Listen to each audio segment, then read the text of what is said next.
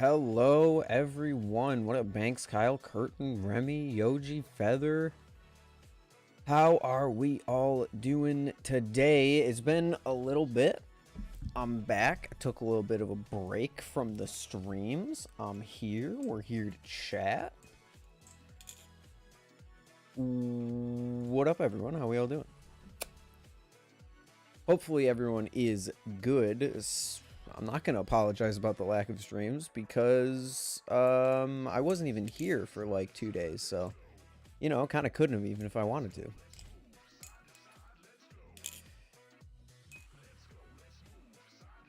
Doing so good. How are you? I'm doing pretty well. Thank you for asking. Thank you for asking. Thank you for asking. Today we got a lot on the docket. I think there's quite a bit to discuss in the community. I got these sent by the wonderful Ted Flips, as usual, to check out for like a week or two, so I'll talk about that for a little bit.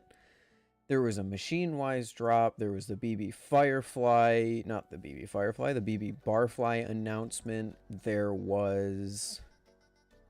There's this little guy to talk about it. There's a lot of stuff to talk about, which is a good change of pace from the weeks after Blade Show because, you know, we didn't really have much.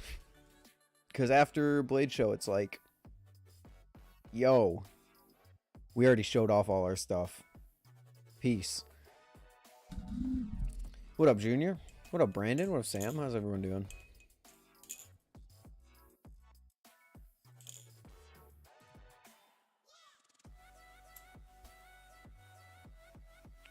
Randy, you guys been crushing putting out the Blade Show videos. I'm still trying to work out how my Blade Show video is gonna go. I'm gonna be honest.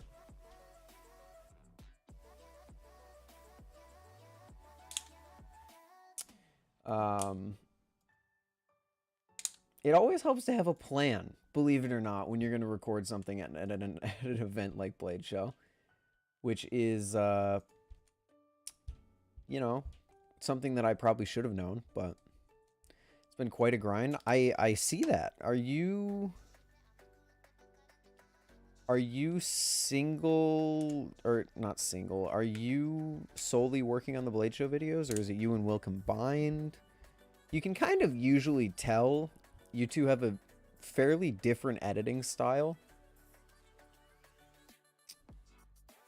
So I can kind of tell who does what video, and it seems like it's been a mix. Angers me that you can't listen to music on mobile while watching. I mean, unfortunately not, no.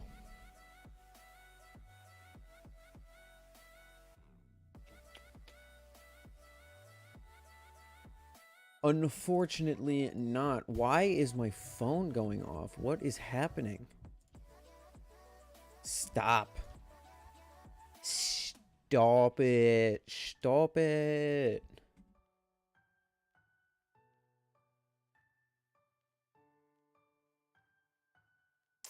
Most of my efforts today have been focused on getting the Machine-Wise factory tour video edited.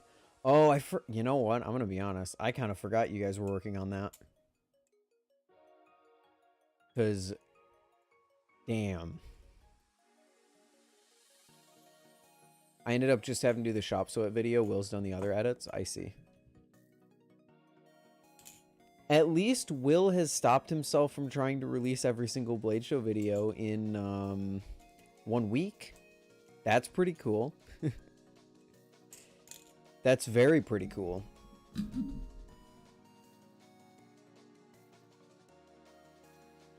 And the shorts are going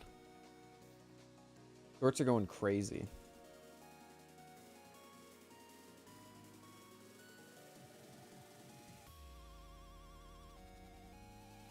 Shorts are key. It's the way forward. Unfortunately, maybe.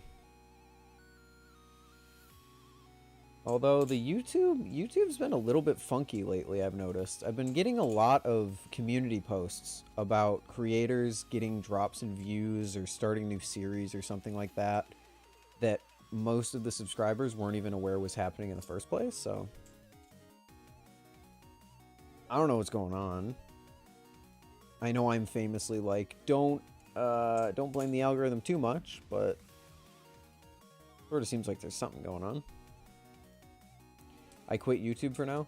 It's probably a good idea, Banks, until you're at least over 18. Can't deal with getting strikes over things that aren't my fault. The thing is, Banks, I mean, community guidelines say that you can't post minors doing things that are dangerous to them, even if we can argue about the dangerousness of balisongs in general.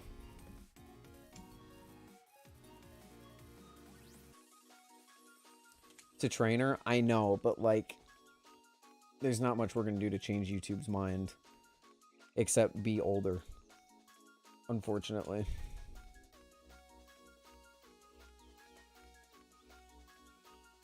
The stuff that is traditionally easy is relatively hard, whereas the stuff that is normally hard is pretty easy. For shorts, I'm gonna be honest, I'm not exactly sure I am picking up what you're putting down. They don't have to know that you're a minor? Yeah, but they do have to see your face in a video and can make a pretty good assumption. Also your voice.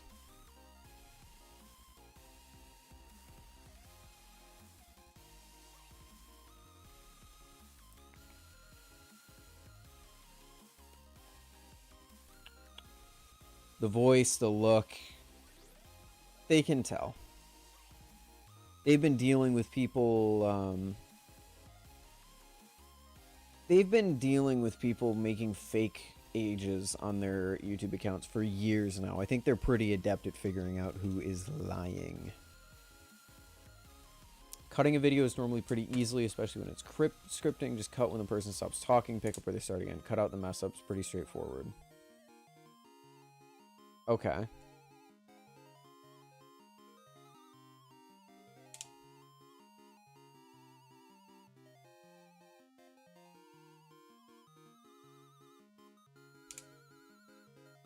And I'm assuming shorts are different because you have to kind of make a more engaging...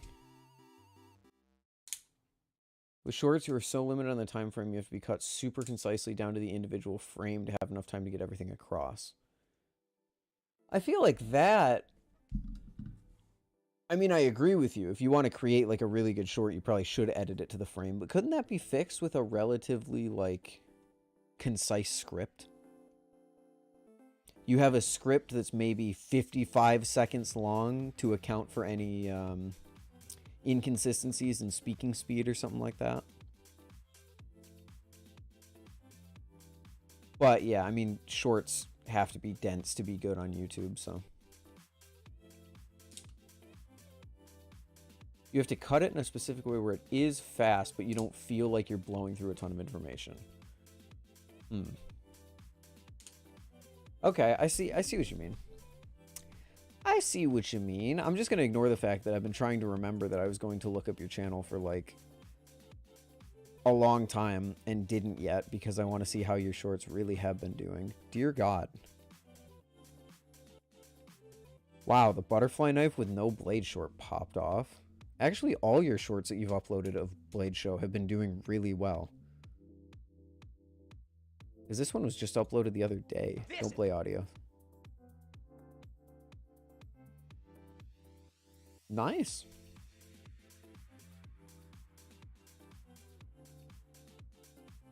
You could script it, but specifically scripting something and having to do the voiceover where it is exactly 58 seconds is very tricky. I'm not saying script it so that it's perfectly there. I'm just saying make it so that you don't have to be so precise in the editing.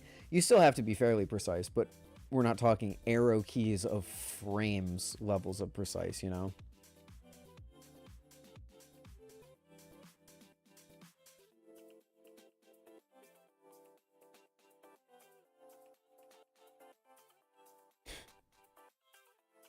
No way. Okay.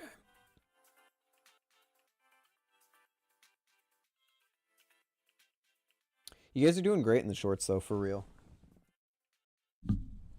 FR. The shorts have been banging.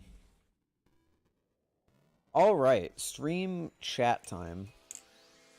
These right here. Hold on. The one I did today about the Ham Chimera was much more simple. Yeah, I'm not interested in shorts. I should not be doing shorts at my size of channel, so I don't really know, but this is the titanium Kraken Rehandle, and the second someone asks to put them on the Damascus blade, don't even do it as a joke. I swear to God, I will ban you. I'm so sick of getting the fucking question. It's my knife, and I'm gonna do what I want with it. Okay? So don't even do it as a joke. Don't do it as a joke. I'm just laying it out for you guys immediately. Okay? So that there's no confusion. There's none of that. Okay? It's not going on the Damascus. It's not mine. Anyway, Squiggle Scale Kraken handles. Instagram just crashed. I hope my stream didn't crash. No, it didn't. Okay, Instagram. Shout out Instagram. They are fine, I guess.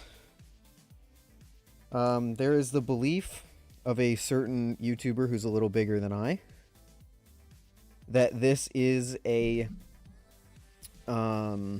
clone of the Reaper. Clone handles of the Reaper, which is the silliest, goofiest take that I have ever heard, considering that same YouTuber whines and complains whenever anyone else calls anything a clone. So, not going to touch that. But what I do know is that they're certainly not a clone of the Kraken, because they are not the best.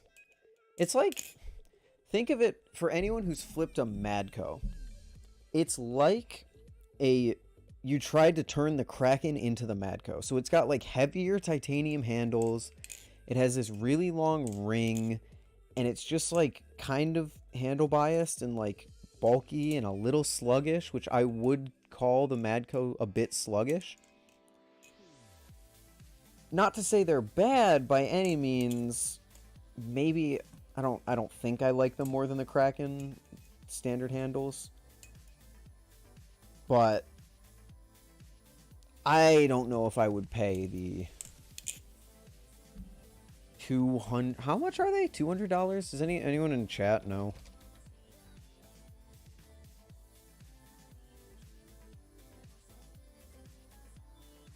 How much do these retail for?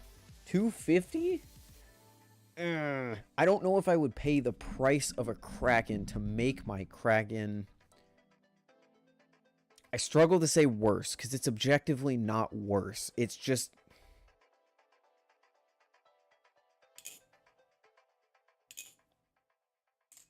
Nah, I wouldn't pay $250 for them. I'm gonna just be straight up. I would much rather pay $250 for a normal-ass Kraken, and then just flip that. Especially something like the Weehawk Kraken, or... Well, eventually when that comes out, or even just a normal Canto Kraken. Because it's really good. It's just, it's much more handle biased. Because I can't really directly compare it to my Bowie Kraken, but I can directly compare it to the Canto Krakens I tried at Blade Show. This is a bit more handle biased, a bit heavier in the handles. So, yeah, I'll be honest, I'm not terribly impressed with them. They don't choker fan the best. But they're cool. They're fun if you have like a shit ton of money to spend and you want rehandles for your Kraken. Yeah, you can get the titanium rehandles whenever they come out. But the one thing I really don't like is, have you guys ever tried one of those balisongs that has like a tuning fork in the blade and you close it and it just vibrates? It's like I know the arrow or whatever, there was like a clone. I think it was called the Swordfish. Didn't they call it the Swordfish? There was that one balisong that was like a clone, but it was called a different balisong's name. And it had like a tuning fork. I tried one of those at Blade Show. Oh my god. Kind of like the Forked-in from Block's Toys. So, like tuning fork level kind of levels here. Tuning fork level kind of levels. Yeah, that makes sense. It's like a tuning fork, and I really don't like it at all. I went to a store today that now is quite close to your heart. You went to a store today that's quite close to my heart.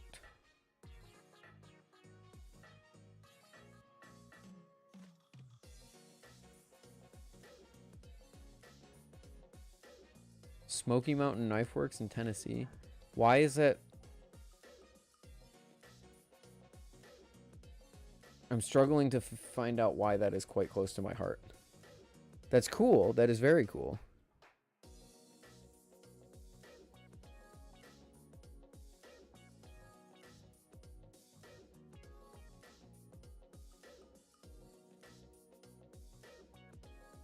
It's where you got your karambit? Did I not get my karambit from the CRKT booth? Oh, I'm looking at the bag right now. I guess it was Smoky Mountain Knife Works. I didn't even know that. I'm going to be honest. I was paying no attention. The End of Blade show, I was freaking... I was just gone, dude. I was gone. How can I fix rattling on glider, but it has no tap or play? I'm going to ask you the same question I asked when you asked this exact same question on Blade Bias. Are all the screws tight?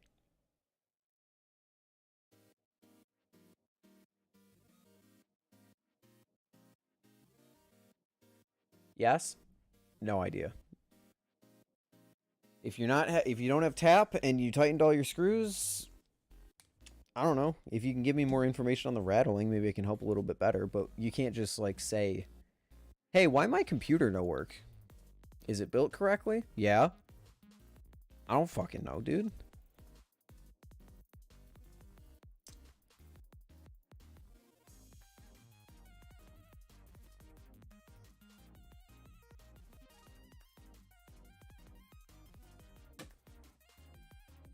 I don't know, dog.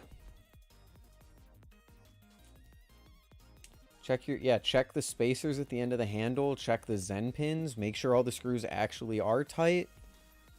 Because if you're telling the truth and you have no tap and all of your screws are tight, it shouldn't be rattling. It's the Zen pins. So then why did you ask? If you...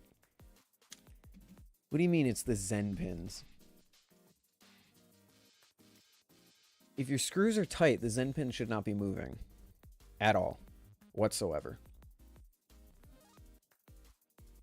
In fact, even if your screws aren't fully tight, your Zen pin shouldn't be moving. At all. Period.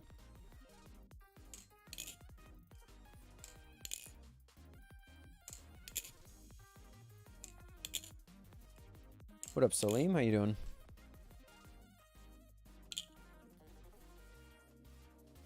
They had a ton of Hybel knives there, and damn, I'm about it. Hybel makes good stuff now. Hybel has always made artistic balisongs. Hybel has not always made the best flipping balisongs. That all changed this year because the Invictus is actually a pretty good flipper. And last year, whatever he was showing off, I don't remember the name of it, but it was okay. It was pretty good. It was certainly better than some of his old models.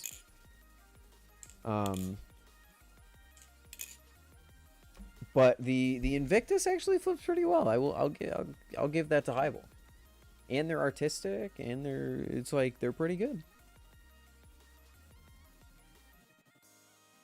Let's bring back an old segment that I did a long time ago called What's for Sale in the Balisong Community.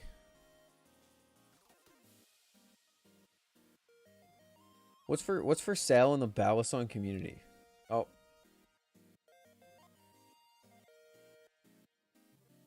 Squid Trainer Fire. Actually, Squid Trainer V3 for 75. That's not bad. Alpha Beast Trainer.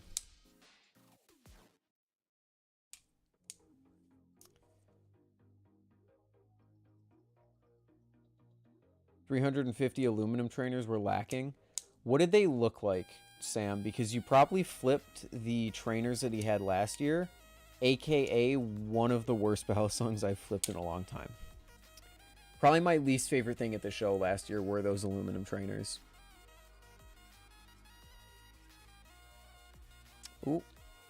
Bermuda. Zippy Bermuda for 45. That's not bad. Marin.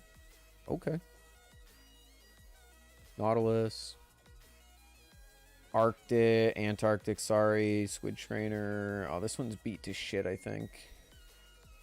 I actually kind of want a Squid Trainer again, I'm not gonna lie. I can't buy one right now, which the reason for that will become increasingly apparent in the next few days. But eventually. Eventually. Actually, wait, want to buy Tay Flipper? I wonder how much he'd pay for a Tay Flipper. I would consider selling my Tay Flipper.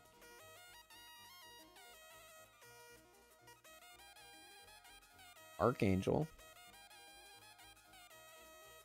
Kraken Trainer 120. Oh, the Kraken Trainer has fallen so far. Oh my god.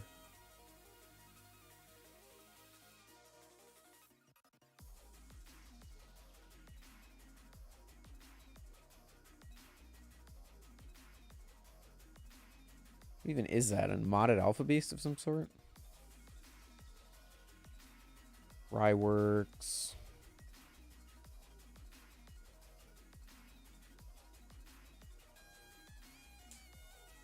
Looked like a mix between a Medusa trainer and an Orca.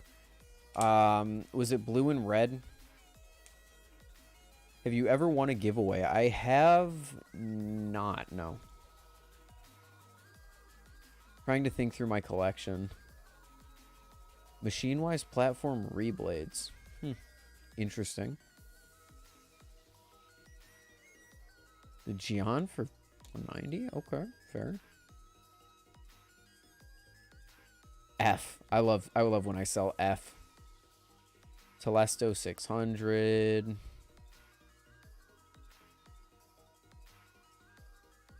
Sarah 500. Ooh, Sarah 500 is not bad.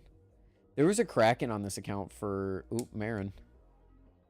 There was a Kraken on this account for like 150, I want to say. And it was like a dual tone satin teal one. And I was like... I would have. Quite honestly. Because let's just say this. I had some Blade Bias money saved up. I no longer have some Blade Bias money saved up. Sold my Opus for 500. Damn. Opinions on the new Minecraft update? I don't even know what the Minecraft update is. I'm going to be completely real with you. I know there's cherry blossoms. That's about all I know. Oh, this is actually... I saw this earlier. This is a really good price for an ultralight. 150. And for the Antarctic. I think he only wanted 100 for the Antarctic. Okay, cool. That's what's for sale in the balisong community.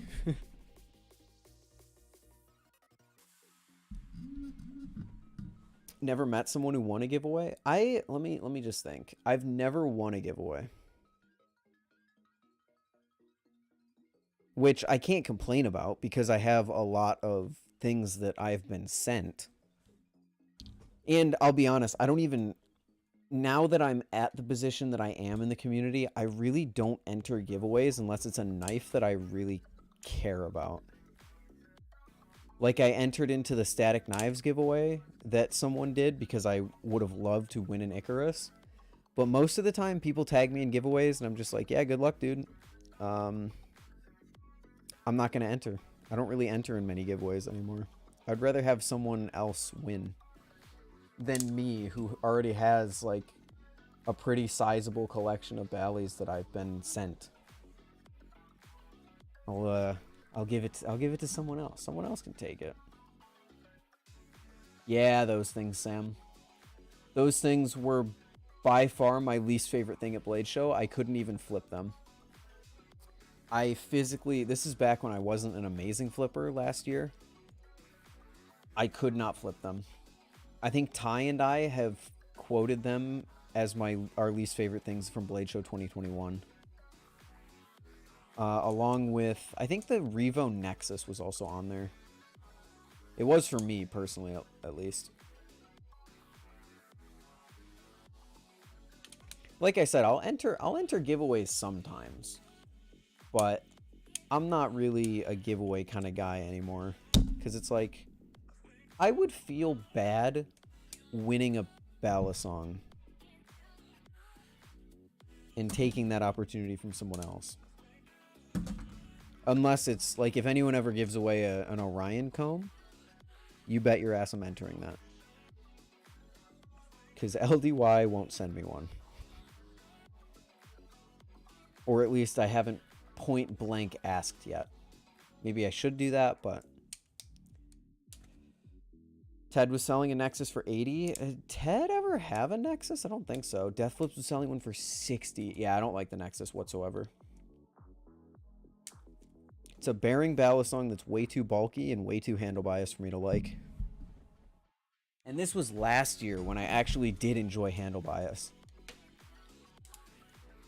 But speaking of handle bias, this doesn't have a lot. This is the... I'm going to just show this off now because I haven't made... or I haven't released my blade bias video on it yet. This is the Fidget Fly quad. It's a tiny little dude. It's like half the size of a normal balisong. And it's plastic and it's 3D printed. But the reason I like it so much is because this is almost a direct competitor to the Glow Mod.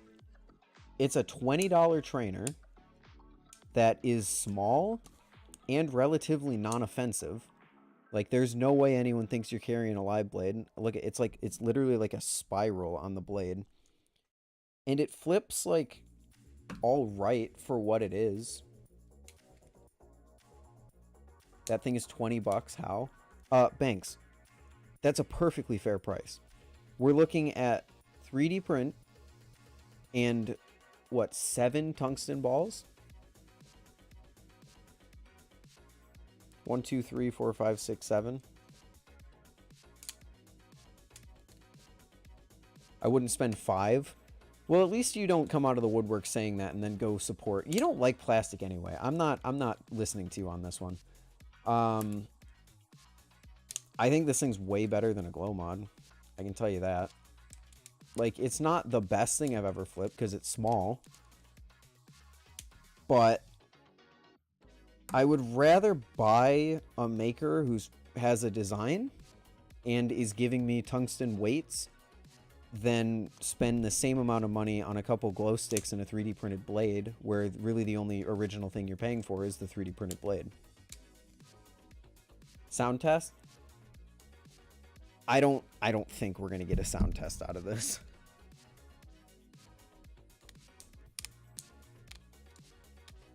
The only sound you're gonna get is the tungsten balls at the end of the handle slapping together. Trying to buy my friend a Squid Industries, but they had nothing, so it's Prisma V2 time. Yeah, Squid doesn't have too many. Although Squid has a list of authorized retailers. You'd have to see if Smoky Mountain's on there. Prisma V2 is awesome. Yes.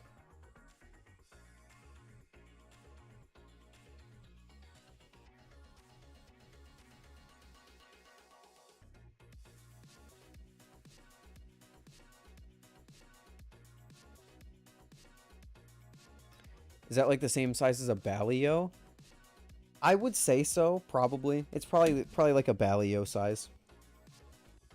But you're getting a more flippable experience because it's a bit heavier. I think it weighs like 1.6 ounces or something. And like I said, the weights at the end of the handles and the blade make it so that you can actually do tricks on it. Again, this is not my favorite thing ever. This is not something that I'm running around screaming to the hills that everyone needs to buy right now. But for a tiny little dude, for a public flipper, for a whatever you want to get it for, like, it's pretty good. It's fine. It's fine. What I really think you should do is get a zippy diode for $10 more, but I think we all know how I feel about the zippy diode, so. Carry Squid would have sold out. Ah, I see.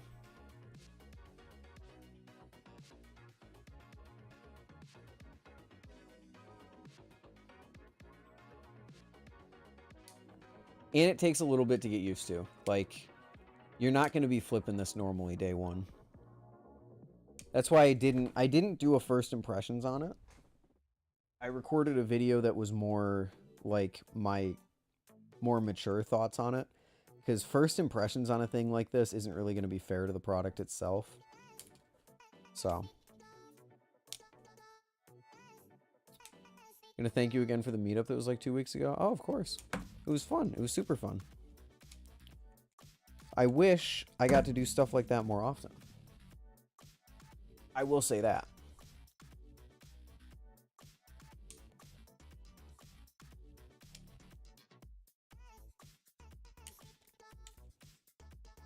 Your favorite flipper is a Kraken trainer, Banks? A V3, I assume. I figure Mr. Performance wouldn't like the 2.5 very much. Mr. Performance himself. The 2.5, damn. The 2.5 trainer. Oh, with zippy inserts. Okay, well, that makes sense.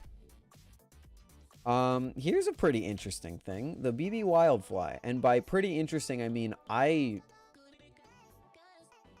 will be completely honest. I don't care about this, but we're going to talk about it anyway because it's pretty cool. This is BB Barfly's new project, the BB Wildfly, which when the whole point was to make like a standard flipper,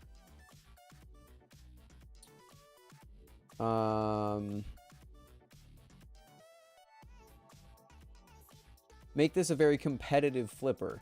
When your whole point was to make it a very competitive flipper, I'm not exactly sure why you call it the Wildfly. If it's more the BB standard fly. So, interesting name choice, especially since the rest of your products are way wilder. But I'm kind of having a hard time distinguishing how this isn't just a Barracuda. Like, obviously the Barracuda is different, but I think the Barracuda already filled this market, right? Because the Barracuda was a thinner handled BB Barfly project. And I mean, it's got like a very similar blade to the Barracuda. Maybe I'm missing something. Maybe the Barracuda is way bigger than I thought. But I'm getting kind of some squid flashbacks with the BB Wildfly. Like, I'm not exactly sure what the point of it is other than just a refresh of the Barracuda, which maybe it is, but then why change the name? I'm getting like Triton versus Mako energy on this one.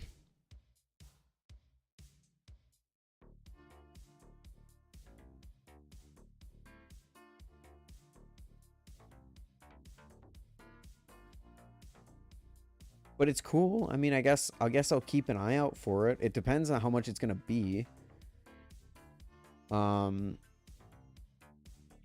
Oh yeah, this will make a nice addition to our product line to answer so many requests that we've had for thinner plus 70-75 handles. So maybe this is gonna be expensive?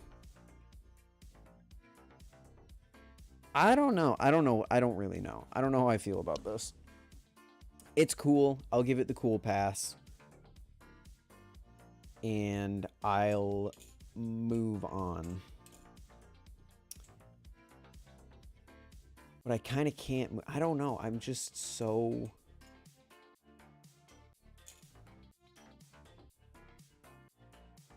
I don't know.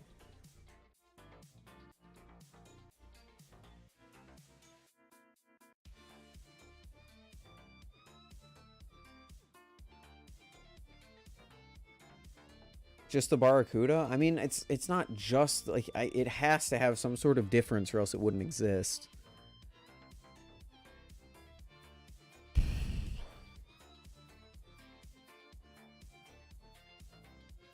They're also saying that the faces in the photo are smooth, but will make a milled option.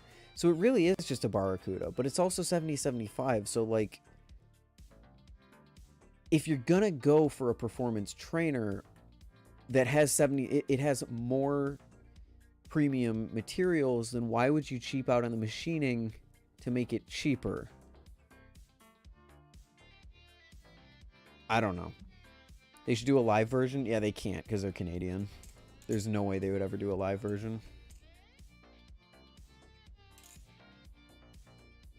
It's a different blade. It's a very slightly different blade, but it still is very similar to the Barracuda. But I think, like, BB Barfly has been moving in a direction of, like, hey, we're going to make more competitive things. And I'm like, yeah, great, good for you guys. The Firefly V2 is amazing. But they really need to keep some of their identity intact. I think if they go full competitive, they won't be able to compete with the likes of what other people on the market are putting out for prices that are cheaper than them. Because let's be real, the Barfly lineup is a bit expensive. I mean, you're paying, I think the Barracuda is $175 for milled stuff. So, I don't know.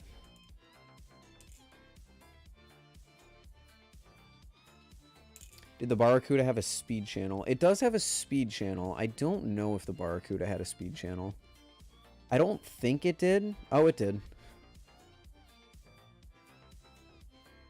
Or is that just a line? What are we looking at right here? That could just be a line, like how they have it here, because this is just like a line. It actually looks the same.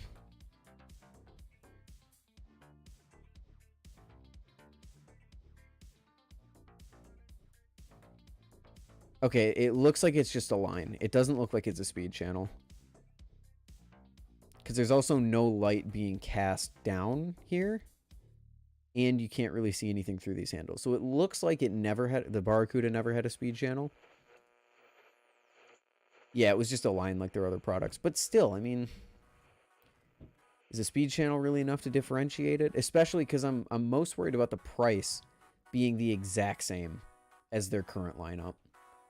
Because most of the BB Barfly stuff is really just like in the same price category.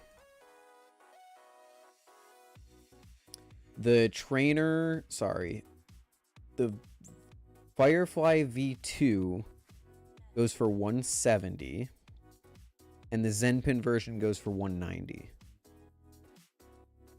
The Barracuda goes for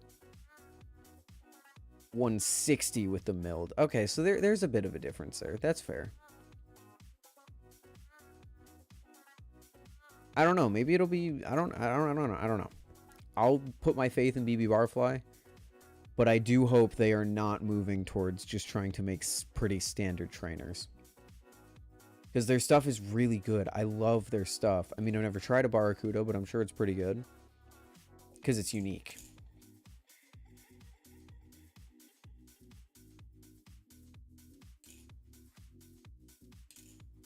Speed channels sound good, yes. What up, girly? Speed channels help with grip. I will say, speed channels can help with grip. Like, if we're doing an underhand full twirl, it helps there. There are legitimate cases for a speed channel, especially, like someone mentioned in chat, sound. I'm just saying that a speed channel on its own, without any other balance or price updates, which the balance will most likely be different, but that isn't enough to give it a...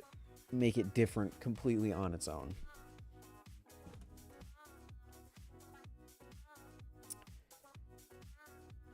Machine wise,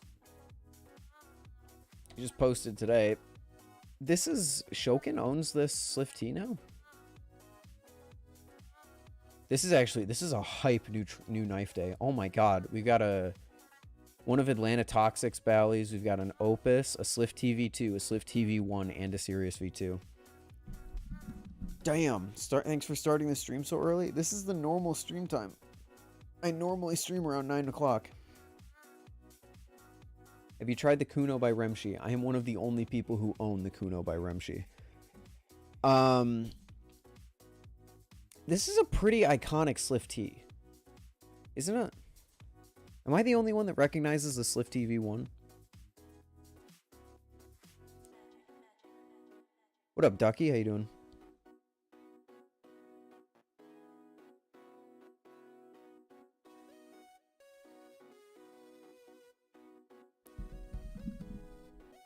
Does anyone else recognize this?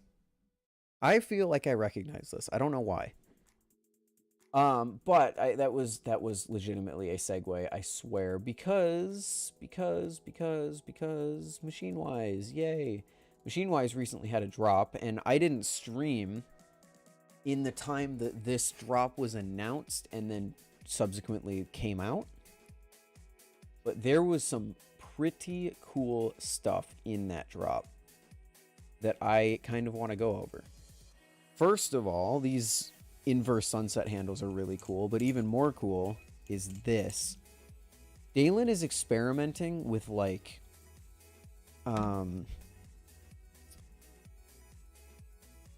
I love Google Zoom. Dalen is experimenting a lot with, I love zooming on Google Chrome. This is amazing. This is amazing. Here's what we're going to do. Wonderful. Okay. Dalen's been experimenting a lot with laser engraving. And this thing, look at that. Look at that. Isn't that so cool? Should I get zippy inserts for my Kraken V3 trainer? Do you like the Kraken V trainer the way it is? If you don't, then yes. If you do, then no. And then the blue and gold looks really, really nice. I don't mind it one bit, but the circles look really cool.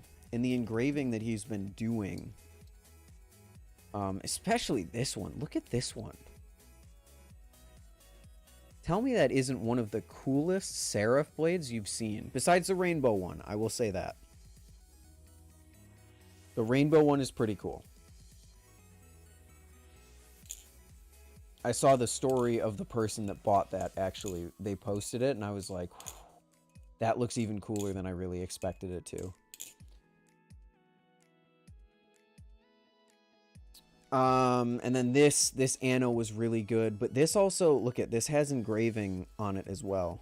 If you look really, really closely, you can see like a sort of hexagon pattern in there. You can really see it like right here. Did you bait me, or do you actually have a Squiggle Kraken? I actually have a Squiggle Kraken, courtesy of Ted Flips. Not a huge fan of it. It's good, but it's good. I just prefer the normal Kraken, especially for the price that the handles come at. And then he also did one, which I like this one the best, with the hex pattern on the side to make the side more interesting. Because, like, you really can't see the engraving over the texturing, so why not just throw it on the side? And then if you combine that, like if someone blade swapped, that would be pretty cool, I think. Have you tried a Prisma Pro? I have. It's pretty good. Prisma Pro was... Okay, Dalen, now you're just confusing me. Is it Prisma Pro or Prisma V2? Which one do you want here? It's good. It's good. It's very good. This is the green. The green is alright. I like the green. Maybe I'll get this green when I eventually get a Prisma Pro V2, whatever he wants to call it now. And then finally, we had some trickle down into the Slift T lineup, which, as you guys know, I've been eyeing up for a while now. We've got this beautiful, like the Seraph blade, but on the handles of the Slift T. Now, this isn't my favorite because, like, I really can't tell. Like, if you look right here, I can't tell if the engraving is not there or if it's just the lighting that isn't there. And then it's got a teal to blue, possibly purple fade on the inside. It says teal to purple, but, like, that's blue. I'm sorry.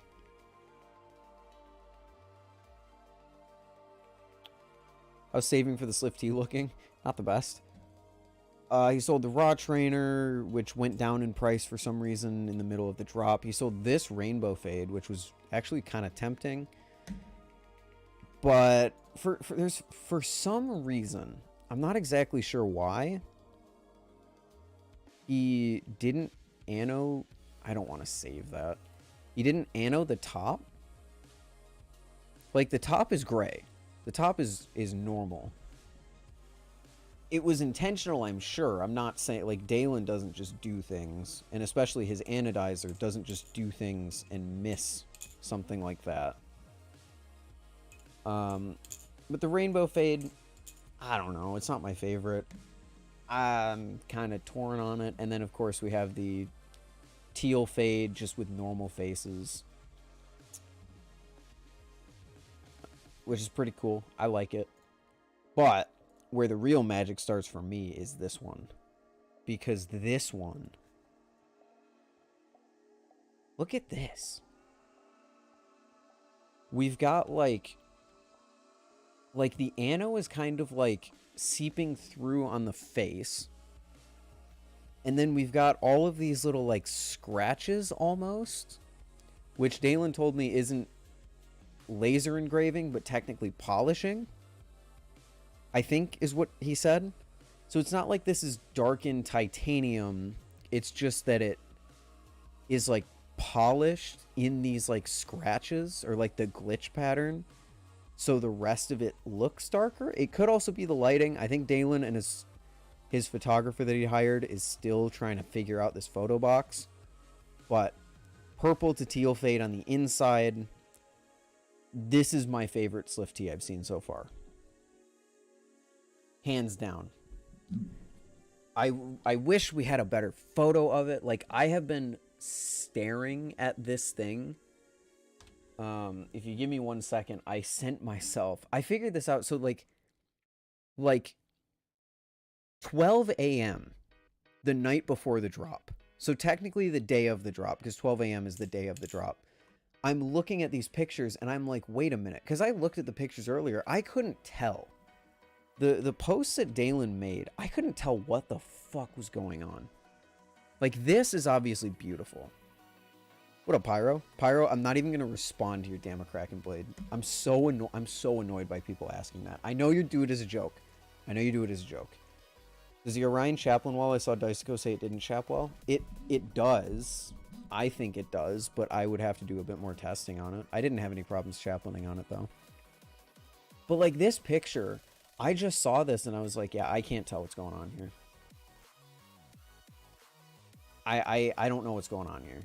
I see a rainbow Slift tee. Maybe it's the rainbow Slift tee that he sent or that he sold like a few days ago or last drop. I see this one, which looks raw. I see this one, which looks darker, but it might not be darker because it might just be the lighting. And I see this one, which also looks darker, but it also could be the lighting. I didn't see any of the fades on the inside or anything like that. And then I was on my phone and I was looking at this picture specifically, because this picture makes even less sense to me. First off, though, the rainbow ano looks really good at this angle. This is very obviously raw, but then these two are like, what is going on here? So I went full investigation mode. So... I'm sitting here like, okay, wait. I've been wanting a Slift tee for a while. But I don't know what he's dropping this week. And it was too late to message Dalen and ask. I did, but he didn't respond until the next morning. So I'm over here like, I've got pictures pulled up on my second monitor. I'm playing Valorant this whole time, by the way, with friends. So I'm being like a investigative journalist while playing Valorant. But I've got this picture... and this picture. These are obviously just screenshots from my phone. But I'm like zooming in. I'm trying to figure out what is going on here. And that's when I figured out, okay, this is very, very obviously a possibly green, but most likely teal to purple fade, which I'm already interested in because my Empusa is like teal and purple. So, okay, color scheme kind of matches. Over here is where you can really see it. You can really see purple to teal. Possibly green, though. I don't know.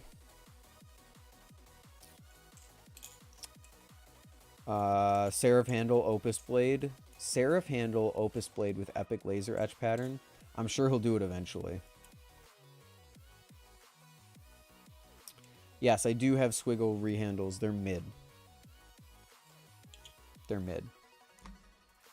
And then this rainbow fade, which you can see isn't at the top here. I've got this picture. See, this is what really didn't make sense to me. Because let me just take you through my thought process. This Slift tee right here very much so looks like it has a pattern on it. And you can see with the light reflecting, it looks like it's green to purple. But this, like, definitely has a pattern on it. But at the same time, it could just be the light. Because if we come over here, the rainbow one also looks like it has a pattern on it, but it's just anode, so it obviously doesn't. So I'm over here like, okay, is this just like a stone wash maybe? Is this just a raw outside? What is going on here? And then you look at this one, and this one looks like a pattern up here, but down here, no. It's completely normal. But then this one has been the one that's interested me the whole time, because this one definitely looks like it has a pattern. But at the same time, it looks exactly the same, like right up here. It's just darker. So I'm going crazy trying to figure out if this is like a laser etched pattern, if this is actually darkened titanium, if this is just the light reflecting poorly, if it's just darker because it's out of the light. I have no idea what's going on. But I know that the teal to purple fade is in there, and I'm thinking, you know what? I'm not going to get a better fade than that. My ideal Sliff T that I was imagining in my head was raw outside green to blue, or teal to blue, sorry. Teal to green. Fade.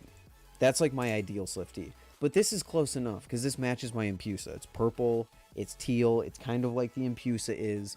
It looks really cool. It's got a raw outside, so I can beat it, but it's got an ano on the inside, so it still has that pop of color. What up, Remshi? How you doing?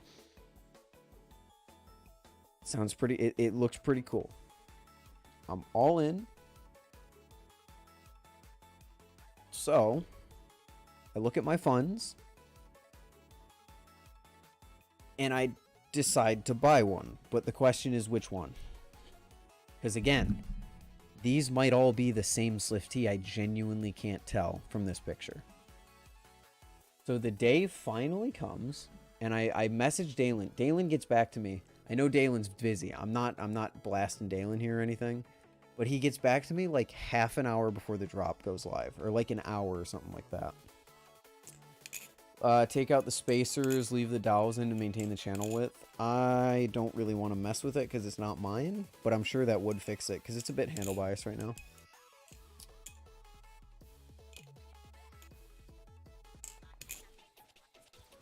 So, I message him, I wait for him to get back to me. It's like, okay, fine. And I'm looking at the blade bias payments because the blade bias payment didn't come in yet. But I knew it was going to. So, I decided to buy a Sliff T, majority paid for by Blade Bias, which is really cool.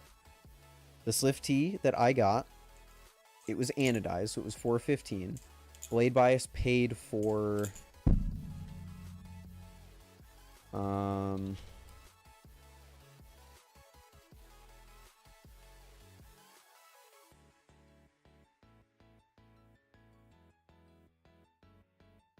Oh, that's perfect, actually. Blade Bias paid for 80% of it. So if you can do the math if you want. I decided, screw it. This is Blade Bias funds that I've had for months now. We're going to go for it. And I managed to snag a little something. Come on. Come on, Instagram. Don't do this to me. Wait, can I even show the video? Oh, I can. What the fuck is... What is going... Why? Why? Why? Stop. Why? Stop. Why is it like this? Instagram, why are you like... Why are you like this? Why are you like this?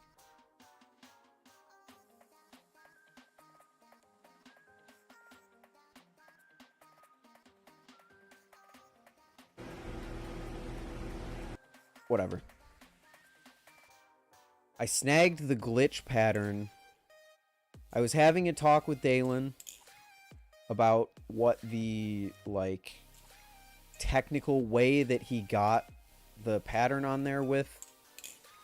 And he sent me a video of it. I learned after the fact that the glitch pattern was a test that he did with like a polishing sort of thing. And it's 1 of 1 right now. This is essentially like that rainbow one he did last week because this was a test unit. So I managed to snag a Sliff T, but I also managed to snag the only one of this that existed. Currently. It's going to come back. Obviously, it's going to come back. If this is a test, he has to drop it eventually. But in this drop, I'm not excited about the fact that it's 1 of 1. I'm excited about the fact that I managed to get it because Dalen's drops go so quickly. So the fact that I was quick enough to snag the only model that existed of this particular colorway, I'm kind of hype about that. I'm not going to lie. Yeah, the picture sandbagged it for sure because like you can't really tell what's going on. In the picture it looks like it's darkened titanium, but here you can see it's just normal titanium with a polish on it. But thankfully, yeah, what did he say? It was more done of like a polishing pass. So there's no depth on it, so it's technically not engraved. But it almost screwed me over because this drop was essentially just, it was like, okay, he didn't release these photos beforehand. I got blindsided by this. I had no idea that there was, I figured, because I texted Dalen and I was like, hey, is that a laser engraved Sliff T? He said yes. I was asking about the glitch one because that one was the most obvious in these pictures. These other two just look like they could be stonewashed. I didn't even consider that there were 2 patterns that he was putting out. So I have to sit here and be like, oh shoot, do I want this one or do I want this one? Because like this one's really cool. But the ultimate decider for me was the fact that it looks like brown down here. And I know that isn't even that's not even what it's going to look like. That is legitimately not even what it's going to look like. This is probably just reflected light. But I saw this and I was like, I don't know if I like that.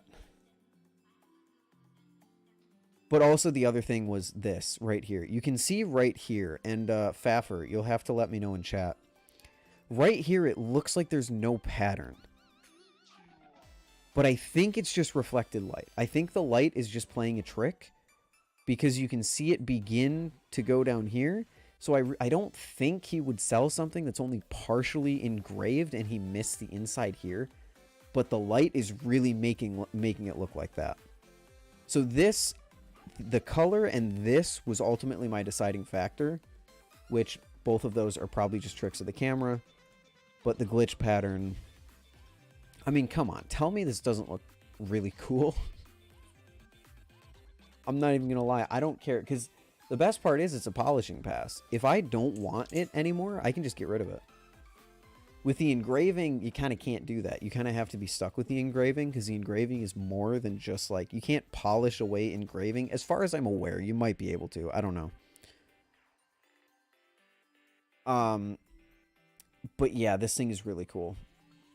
It kind of looks like it doesn't have pins in the picture. It does, but that's just because the Sliff T has black pins. Oh, no, you're right. It also looks like there's no pins. Did you see my story, and does your opinion on it that I could beat Ty change? No, because Ty has similarly been working out. I don't know what Ty looks like. Because Ty isn't super forward with that. Neither am I, though. I've also worked out, but no one knows what I look like without a shirt on. It doesn't really change much. Sorry, Banks. Ty also has the height advantage. Saw, dude. What up, Flippy? How's it going, dude? Yeah, no, you're right. It doesn't look like it has pins. Dalen, I don't think it's Dalen. I don't think it's Dalen taking these pictures. I think he hired someone to take these pictures for him. But I think they're still figuring it out. Because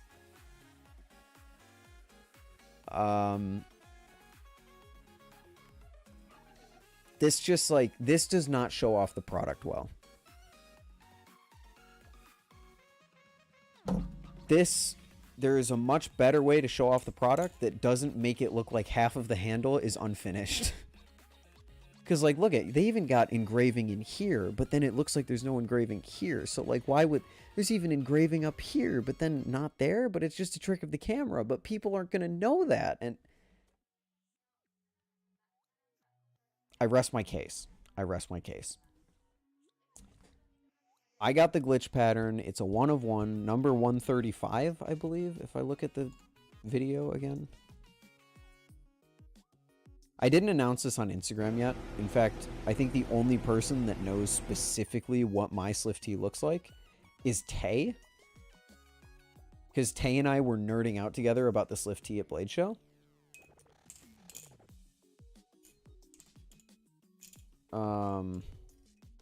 But yeah. Pretty cool. I've been, maybe chat, you can help me out with this. I've even been investigating this video because if you look really closely, it almost looks like the chamfering is also slightly anodized. Starts purple up here and then it ends blue down here. I can't tell if it's just reflecting light. It very well could be.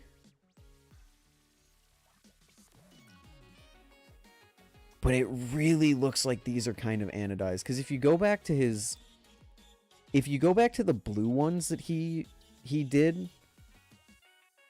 There was... The blue ones that he did last week. There was a bit of blue in the chamfering there too. So... How does the Slift TV2 trainer flip? I have no idea. I haven't tried a Slift TV2 trainer. If you want to know how the Slift TV2 flips, check out Blade Bias on Wednesday. I recorded a video with the Slift T like weeks ago. And it's only coming out tomorrow, or Wednesday, I think. It might be Wednesday. The Blade Show video came out today, right? If the Blade Show video came out today, the Slift T video is coming out next. What up, Ty? How you doing? Good job in getting the Slift T, dude. Your hard work with Blade Bias has been awesome to see. Thank you, Banks. I'm absolutely stoked to have the Slift T paid for basically in its entirety from Blade Bias. Pretty much exactly 80% of this was Blade Bias. So, I mean, if I didn't have the Blade Bias money, I never would have been able to buy this. I do not have $400 to just spend willy-nilly.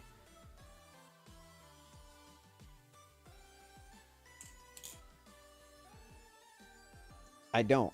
So, having a channel that is kind of paying for my balisong purchase, this is the first balisong that I have bought with my own money since the Cycloid V2.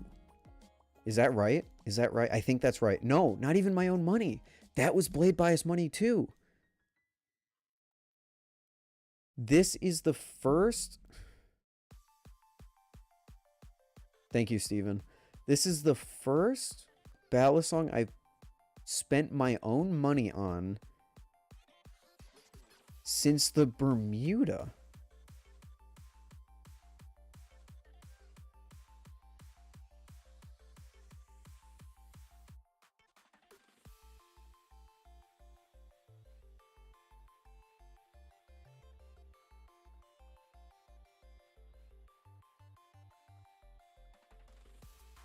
Yeah.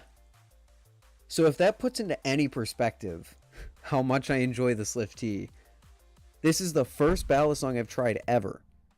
Not ever, but like one of the first balisongs I've tried in a long time where I said, yes, I want to buy one of these. Most of the time it's like, hey, this is pretty good. I wouldn't spend the money on it though. Like, not me personally. I wouldn't want to add it to my collection. Slift T, insta buy. This is going to be my main balisong. This will be my new main balisong. It's raw on the outside for like the polishing, whatever. If that comes off, it comes off. Who cares? It's raw on the outside, so I don't have to worry about scuffing the ano because the ano's on the inside. so I can beat it. It's made out of good materials, so I can beat it. I can flip it. I can flip it and not have to worry about scuffing the ano. That's why I don't flip the Empusa outside, because the ano is too beautiful to scuff. I can't scuff this. If I scuff that, that's a problem. I think I have bigger problems if that rainbow ano gets scuffed than the scuffing itself. So I'm tremendously excited to receive this thing. I think it's estimated Thursday, so expect a blade bias video on Friday. And then after that video, it'll be the fidget fly, and then it'll be the titanium Kraken rehandles, and then we'll go back to the backlog that I have set up, which is the Sirius V2 video, and then the New York meetup. I think. I'm gonna be honest, boys. I have not made a blade bias like since I got back from actually no. Since the week after I got back from Blade Show. I've just been riding smooth on a backlog of of blade bias videos. I've been taking a break. Balisong stuff has taken it hasn't taken a backseat. I've still been flipping a bunch, but any spark notes on how this thing flips? I can actually do that because I have a Slift T right here. And by right here, I mean out of my reach, of course. I still have this thing. The owner has not been able to receive it yet, so I still have it. But I think I'll be able to send it out to them next week, if I remember their message correctly.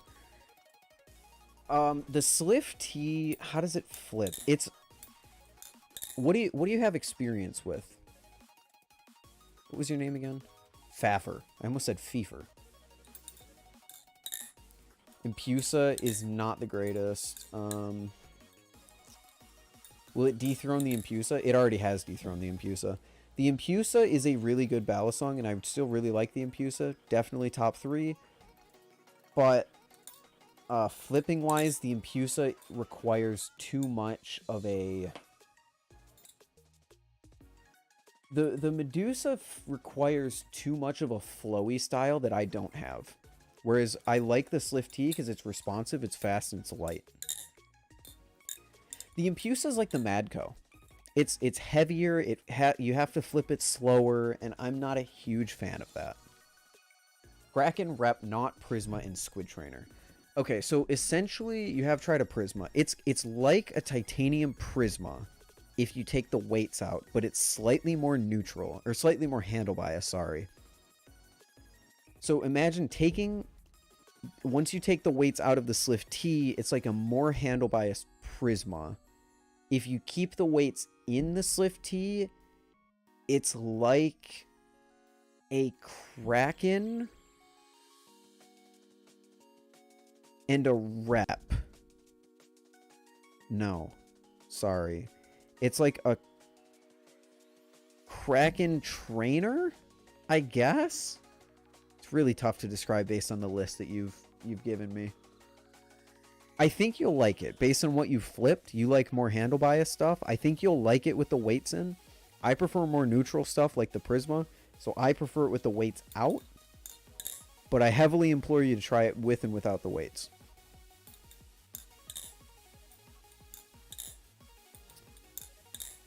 What Bally from your collection would you take to Bally Comp right now? The Slift T. Definitely the Slift T. I couldn't practice enough with the Kraken because I don't. Again, the Kraken is the same thing as the Empusa. I don't want to damage it. The Empusa doesn't fit my style that I would flip as in a competitive setting. Definitely bring the Slift T to a Bally Comp style thing. Squid Industries made the handle. These are aftermarket handles for the Kraken. Also, someone said Ty collections carried. Yeah, Ty's collection carried the blade bias for a while. What did you... Someone said, have you tried a slight? Excuse me. I have tried a slight. Kind of mid. Not gonna lie. Sorry. No, it's good. I like it. It's good. But my problem with it is that it's just so much less inspired than the Nemesis was. It's just way less inspired than the Nemesis was. Thank you, Farbos. Hit a clip. I'm not going to hit a clip. Just because it's not mine, and I haven't practiced that much. I haven't flipped in like 2 days because I was out of town. So I'm not going to be able to hit a clip right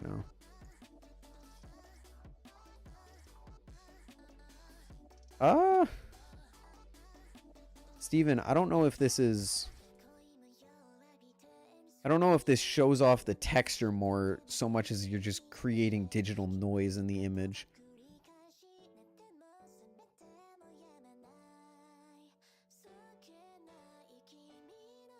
I mean, you can very clearly see the circle pattern here, but I think you can in the original picture as well.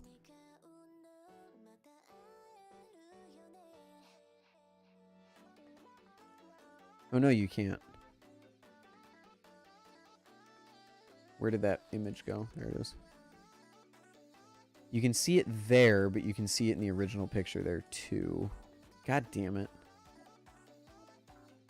Yeah, you can already see that. I mean, it's definitely there. It's just, I don't think this picture shows it off the best. I think this is just digital noise we're looking at rather than the actual texturing. I'm sure it's finished. It's just a trick of the camera. But we have someone in chat that will, I'm sure, let us know.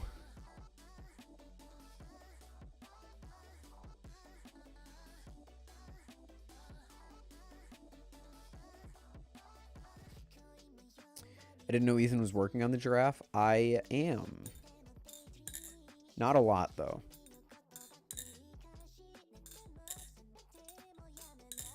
No, Farbo sent me something on Instagram. He just sent me a meme that said, send this to the shortest person you know. Want the EPS Wraith? The Wraith is pretty good. It's pretty basic for me, but just shows that there is texture there. That's the thing. I don't think it does, to be completely honest with you, because if we look in the original picture, you can see pretty clearly that there's no texture along the side. There's no engraving along the side here, from right here down. And then if you look in the picture that you sent, there is a texture there. And there's also a texture inside, which wouldn't make any sense to laser engrave the inside of the handle. So I think what we're looking at here, because like, look at, it's also creating the texture on the white. You can see like the circular texture down here on the white piece of paper. And I guarantee you, Dalen did not engrave his white piece of paper. So I think what we're looking at here is actually just digital noise.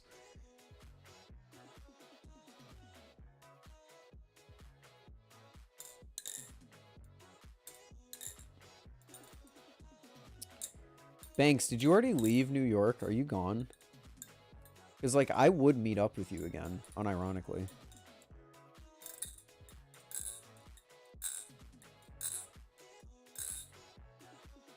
Carbon fiber Lucha's bearings. The handle gap. I saw your story on that, Banks. It just makes sense. The Squid Trainer has the most inconsistent pins I've ever seen. So,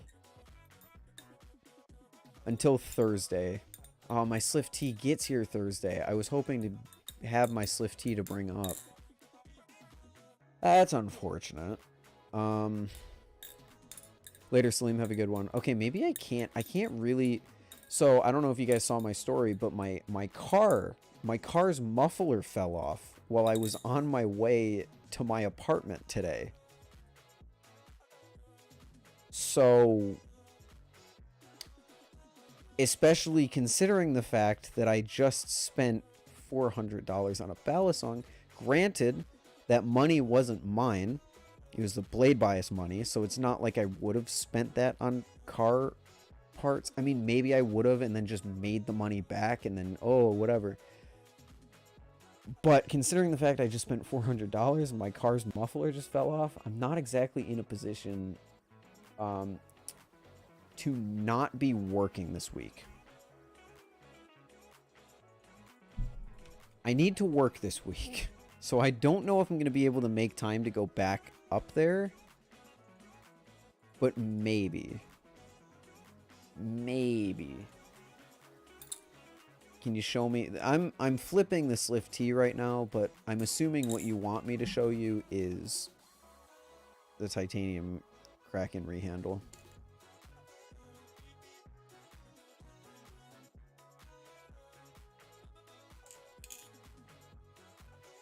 What do you drive?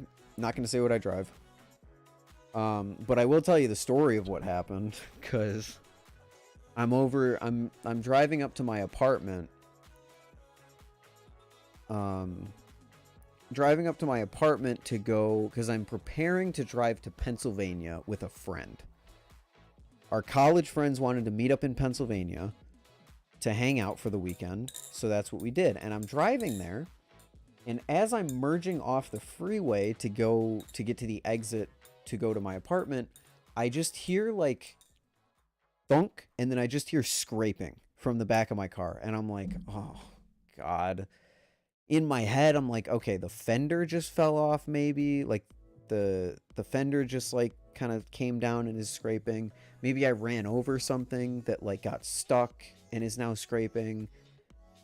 Let me pull over. So I pull over right around, and I go into a gas station. And I get out, and I look at the back of my car, and there is just my exhaust sitting there on the ground, like dragging, but not like my actual exhaust, because I'm sure what you're thinking is that, oh, it's time for an Ethan patented paint session. So for those of you who don't know, your car's muffler is essentially just like a box that attaches to your exhaust pipe. This is your exhaust pipe that sticks out the back of your car, you know, yada yada yada, back of my car, haha, exhaust right there. And then your muffler just kind of muffles the, you know, the sound. What you're probably expecting me to say is that the back of the car, the exhaust was hanging down like this and scraping, right? Because that's what would make sense. Okay, the fitting up here like rusted away or something, and then it dropped and it's dragging. No, not even close. I get out of my car and I'm looking at this. It's still attached. So the exhaust pipe is here, the muffler is here, and then the exit point to like the actual car is here. So this thing fell off from this point and swung around and inverted itself on the road and was just stuck there. And I'm looking at this and I'm like, what the fuck? How am I supposed to do anything about this? Because it fell off when I was on the freeway. So obviously the force of it hitting the road, the thunk that I heard, was it like lifting up and inverting underneath the car. And I'm like, what am I supposed to do? I'm like I am 10 minutes away from my apartment. Ready to go. My friend was going to drive, so I just had to meet up with them. But I'm 10 minutes away from my apartment. I'm like, okay, my parents can't come and like pick me up. My friend can't come and pick me up because I can't just leave my car abandoned in a gas station. So I have to go inside, get gloves, because this thing is hot. It's hot. How bad did it sound? It didn't sound bad, was the crazy part. Like, I didn't hear any noise of it dislodging, The only sound I heard was, like I said, it sounded like just a plastic fender scraping on the ground. It didn't sound like anything awful, which is why I wasn't expecting anything terrible. But yeah. I'm like, I don't know what to do. Top it all off, I have no service. I can't call or do anything. So I'm sitting here like, I'm not the most comfortable with cars. I know that this is a muffler, but I need to call my dad and be like, can I drive without it? How bad is the fact that this just fell off? Like, is this falling off a sign that I shouldn't drive the car? Or can I still drive the car? I know now you can still drive the car, thankfully, but I've got no service. And I'm just in a random gas station. I also can't text my friend to tell them, hey, I'm not going to be there at the time that I said. So, you know. So I have to go in the gas station. I have to get gloves. I have to literally break this thing. I have to kick it in and re-invert it up so that I can lift it and take off. The way that it's installed on my car is like there's this oval that's like rubber. And then there's like this thin piece. Oh, how did it look actually? So the pin goes in here and then a pin goes in here. This goes up to the frame of the car. This goes down to the muffler.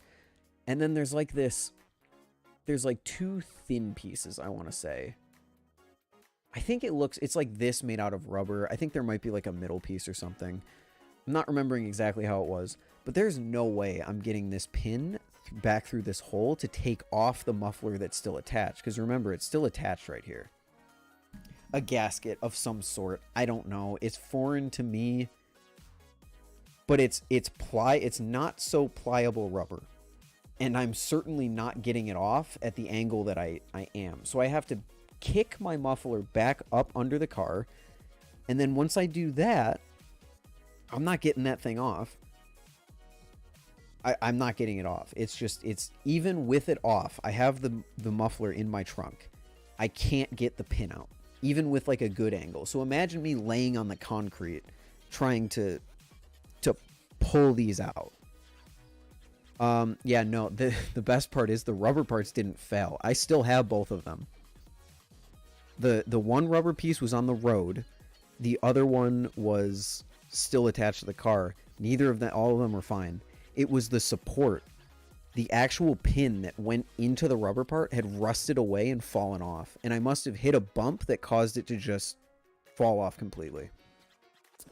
So what I had to end up doing was I had my knife on me and I just cut this. I was on the phone with my dad. I was like, Dad, I'm not getting this off. I've been at this for like 20 minutes now. There's no way with this angle I can get this off. So he's like, okay, just cut it. Yeah, New York and salt is awesome. It's really great when everything rusts away. So I just cut this thing. This shit cuts way too easy. I had my my Damascus folder on me, which isn't the sharpest tool in the shed. It struggled to open the package that the titanium Kraken handles were in. This thing cut through this piece of rubber like butter. I don't think it should be that easy to cut away someone's fucking... to cut away the rubber gaskets that hold on your muffler. Like, we're talking literally like butter easy. And again, my knife isn't that sharp. But thankfully it was in a drivable state. I drove to my apartment, I went out of town, I had a great time, and I came back and now I have to fix my car.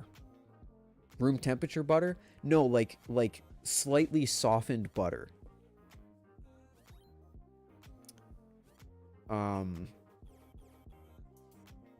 Yeah. It was kind of disturbing, I'm not gonna lie. Although, I shouldn't really be too upset because the rubber is not the part that failed. It was the metal was the part that failed, so that's fine. The best part is that it revealed a problem with my muffler. Because you might expect that the car sounded very loud after this. And it did not. It sounded no different, actually.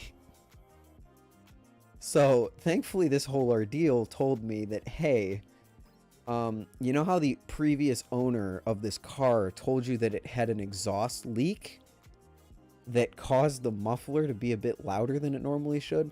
No, the muffler hasn't been doing anything this whole time. It was already a kind of loud car. It's a hybrid. It's a non-plug-in hybrid. Think like a Prius. So it's not the loudest thing in the world, but it was louder than I think it should have been. Because the previous owner was like, yeah, it's got like a leak in the muffler or something. It's fine. My dad like patched it up at some point. But car sounds no different. So that muffler, that muffler hasn't been doing shit for a while now.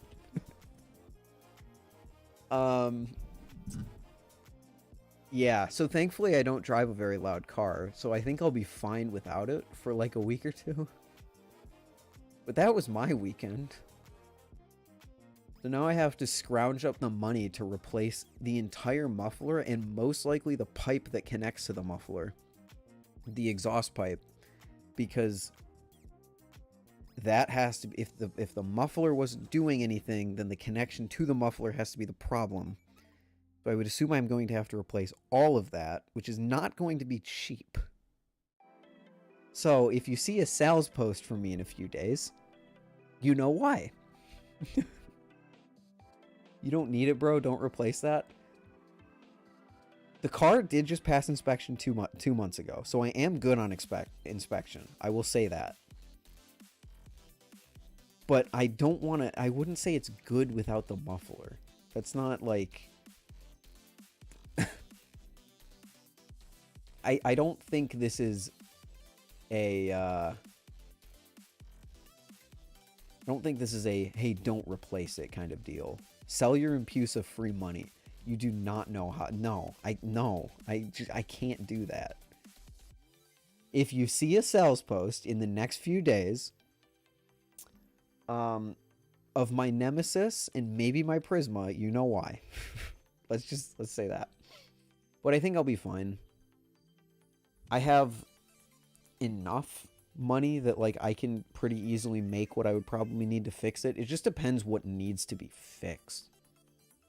If it's just a muffler, I'm probably good.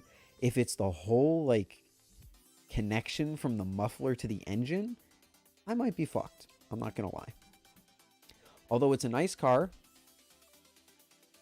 and I think still to this day is worth more than what I paid for it. So it's worth putting money into. As long as it's not too much money. In fact, I'm just going to figure that out right now.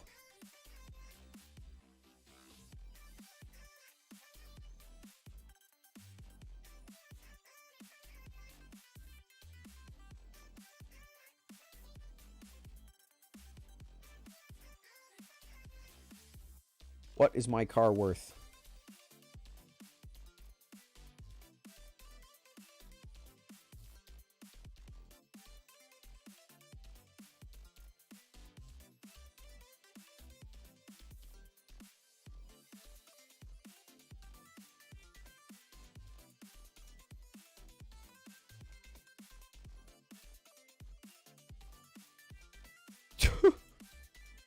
No way. It went up? It got more valuable? Holy shit. Yeah, I'm good. Yeah, I'm good. I'm fine. So yeah, it's gonna be, we'll be fine. We'll be fine. Sell your car, buy balisongs. Not gonna do that. I'm not gonna do that. Don't look at Kelly Blue Book. If you are, they lie. Okay, fair, they lie. But they still give you a ballpark, and that's all I need. And the ballpark even was over what I paid for it, so.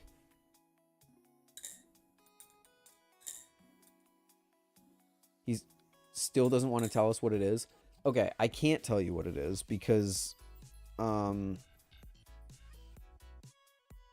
can't tell you what it is, okay? It's not the most common car in the world. In fact, I've only ever seen one more of them. I'm not saying it's crazy valuable. I'm not saying it's like some amazing car. It's still a used car with like 200,000 miles on it. Legitimately. but I'm not going to tell you what it is for privacy's sake.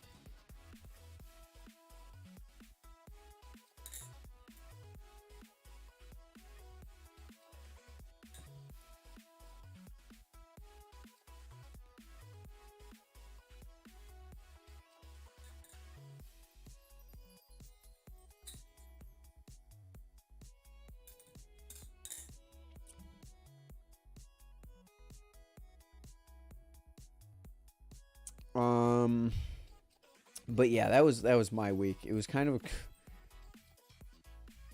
it was a fine week because realistically the car is still drivable and the car is still in really good condition for 200,000 miles.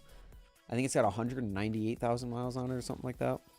Still in really good condition for that. I mean, granted the muffler did just fall off. Yes, you're right about that, but I think this has been a problem for much longer than I've ever realized. So thank goodness it's still in drive. Thank goodness it is still in a drivable state. That's what I meant to say.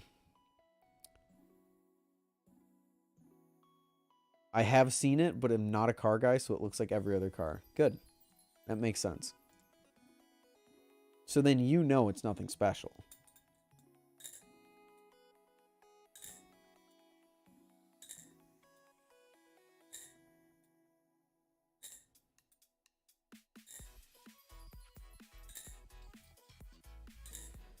I'm just glad I'm not driving my old car. I had a Suzuki for my first car. That thing was so difficult to repair because it was just parts either didn't exist or were really expensive to import because it was a Japanese car, and Suzuki hasn't released like a new car in a long time as far as I'm aware, so that thing was a rough one to fix. Suzuki Cappuccino. I don't believe you. That I'm looking this up. You might have just baited me. Oh my god, the Suzuki Cappuccino actually exists. Why the hell is it called that?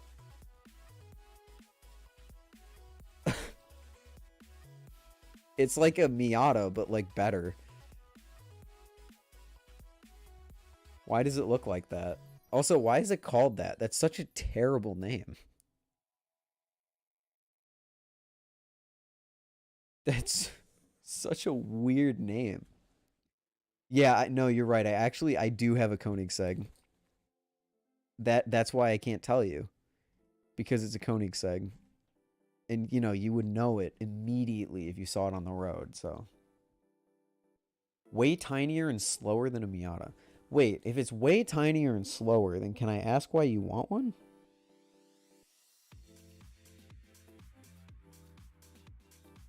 Because, like, if you just like the look of it, that's based.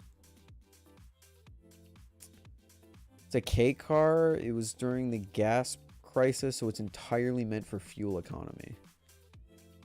What's the fuel economy?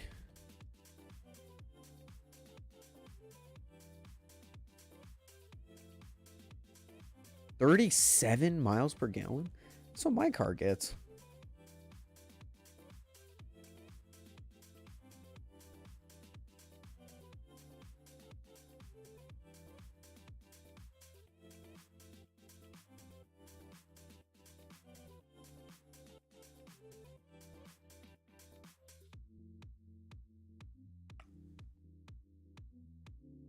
I mean, if you like it despite it being slower and worse, then I respect that.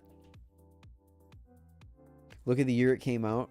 Well, no. Okay, so I shouldn't. I did not mean that as like, oh, my car's better. I meant that as this is 1995, and this is most likely a fully gas car. It's not a hybrid of any sort. Because nowadays, if you want 30 plus miles per gallon, you're most likely looking at a hybrid. So I'm saying that as is impressive for a fully gas car. That's really impressive for a fully gas car. But like, couldn't you just like also get like a Prius?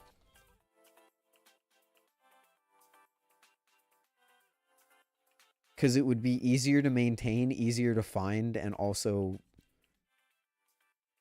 like, don't get me wrong, I don't like the Prius, but couldn't you, essentially what I'm saying, couldn't you just get like an old used hybrid like I did? Like a Prius or a Honda Insight or a Camry hybrid or other old hybrid car?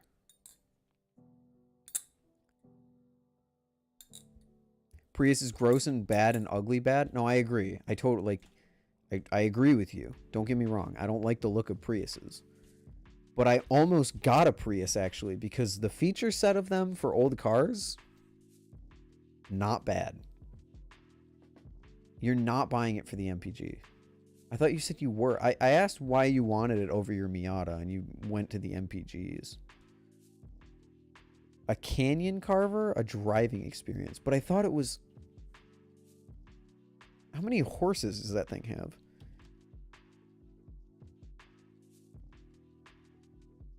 That was because you said so?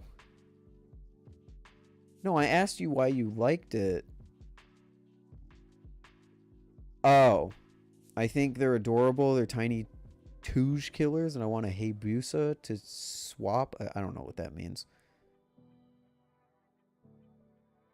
Search up a Honda Insight. That thing has a wheel cover in the back. Oh, I know. So here's my my dirty little secret. Is an old Insight was actually like my dream first car. It has 65 horsepower and it looks like that. But it gets like 50 miles to the gallon. And I'm not even gonna lie, I think the covered wheel looks hype. I wanted one of these things so bad, and I actually almost got one. I almost got one because there was someone selling one for a really good price, but it sold before they responded to us.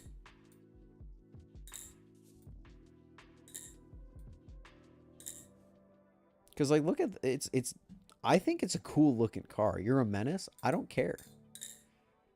You know, one of my dream cars to this day is the Honda. One of the Hondas with letters. Where is it?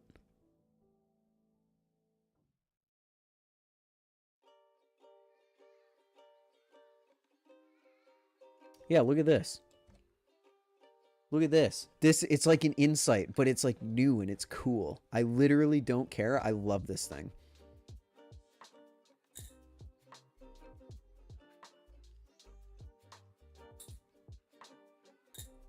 No, that's so based. I know it's based. My other option was a old CRX cooler. No, I'll give it to you. The old CRX I would also be happy with. If we did like if I just looked up Honda CRX, I would give it to you. I would buy one of these two. This is a cool car.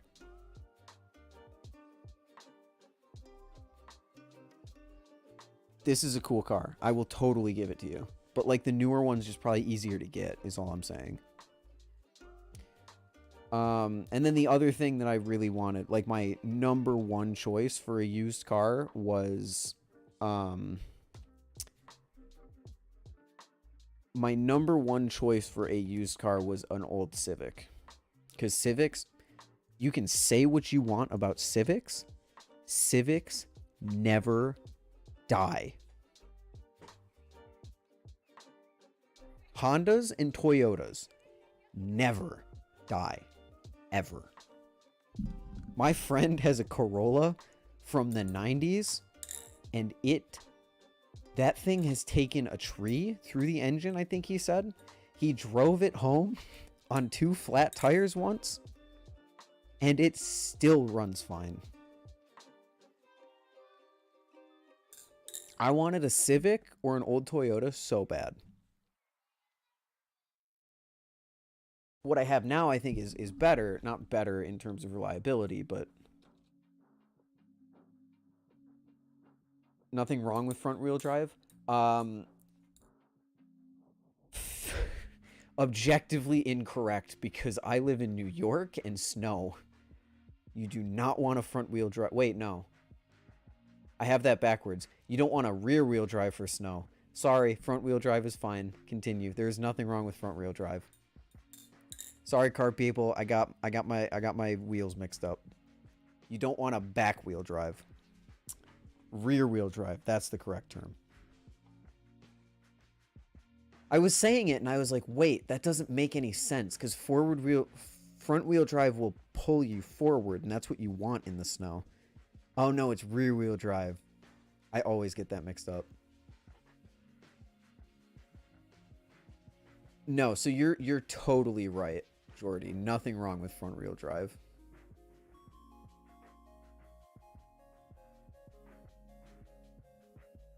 No wheel drive. Yeah, the neutral experience.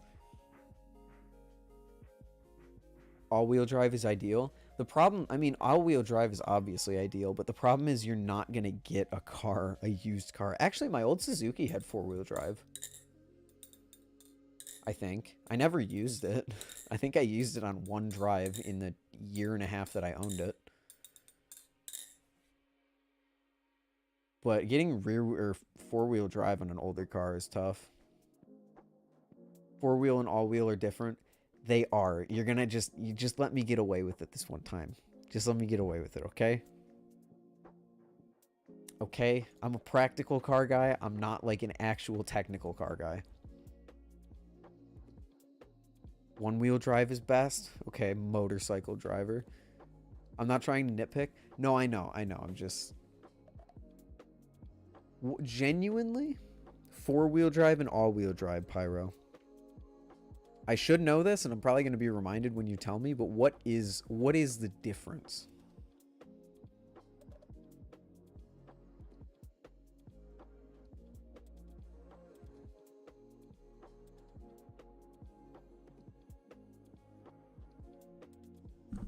Can you show us your... I don't know what you're asking me, Junior Clone.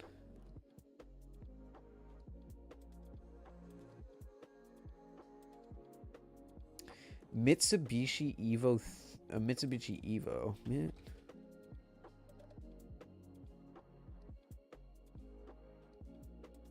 All-wheel drive is always on. Four-wheel drive is toggle for slow speed. Oh, okay, I see. You want an Evo? Evo 3. Oh, that's more your style. Yeah, I was going to say, what the hell is that? It's like it's almost like a Skyline.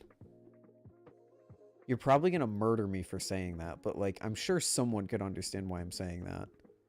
It's very Skyline-esque.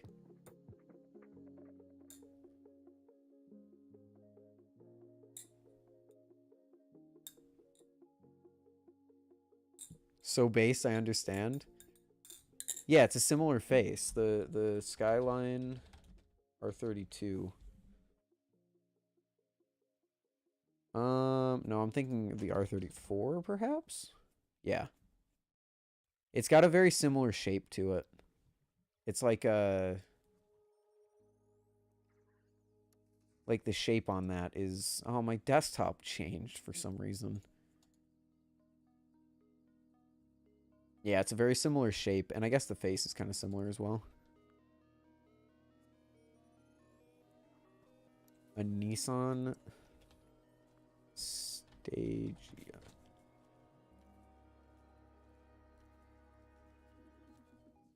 Ah, hell no, Pyro. Hell no, Pyro. What the fuck is this? This is like when they decided to turn a Jeep into a truck. You know those Jeeps that are just Jeeps, but they have a truck bed and they're just ugly as everything under the sun? This is that, and I hate it. You'd own one? That's crazy.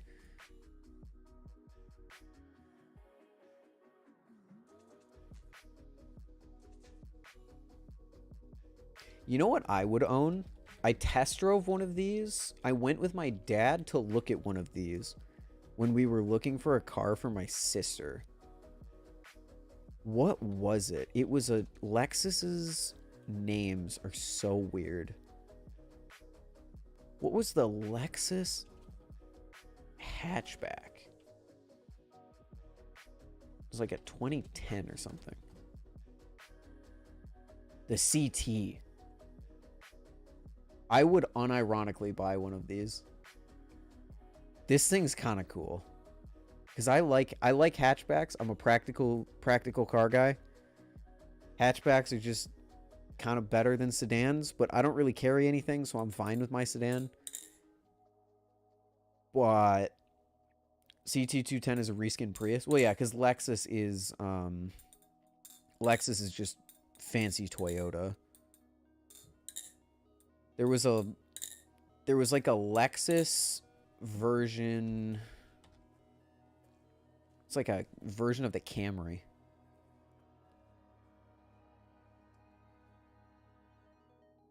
Around the same year. It just looks like a Camry, but it's Lexus. Where is it? It wasn't a Corolla, was it? Oh, there it is. This thing's cool too. I mean, as cool as you can get for a Lexus that looks like a Camry, but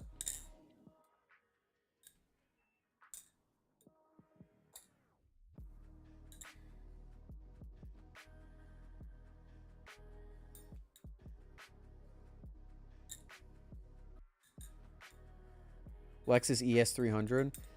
No, this is the car I was thinking of. This is exactly the car I was thinking of. I think I saw one of these when I was looking for cars online. The HS. You guys like the Aya? I love Lexus's lineup. I won't lie. My plan was to buy a Lexus when they eventually made electric cars. But their electric cars are just not up to snuff.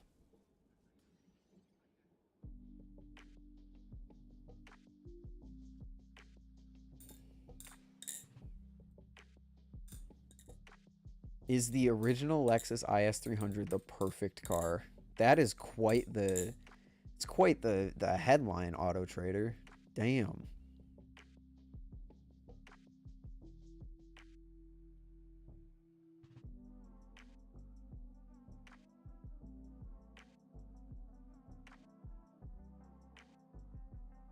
I like this thing, though. It's essentially, I think, the reason I bring up this one... reason I bring up this car is because I'm pretty sure these are like the same cars, or like they're the same family of cars, but this is just like the hatchback version.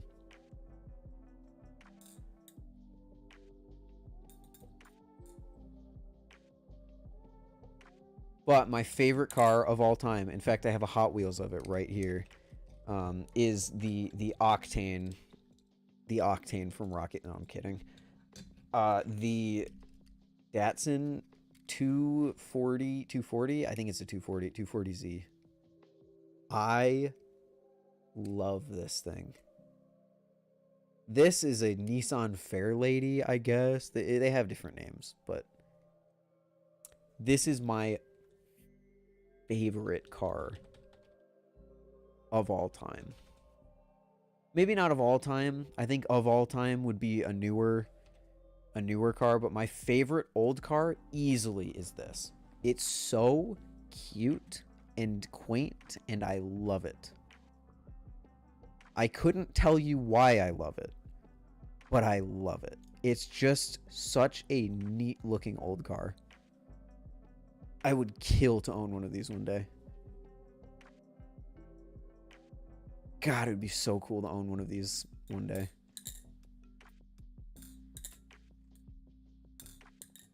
I literally have, I've showed these off before, but like my monitor is like on a ring. And then inside the ring, I have the Datsun Hot Wheels. I have a Rocket League Hot Wheels because I liked Rocket League. And I have a clay figure of Among Us because my sister made it for me and I think it's cool. And it's got the headband. This is the hat that I always used to use in Among Us. It was the science goggles. So it's like my guy from Among Us. I always keep it under my desk because it's just funny.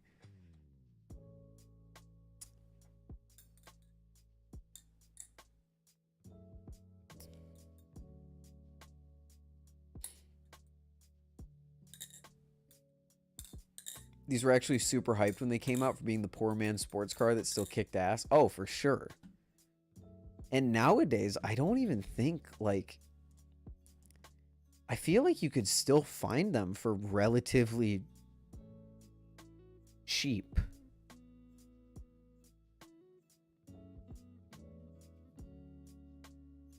Thoughts on new Nibali stuff? What new Nibali stuff? Did Nibali's reveal anything new?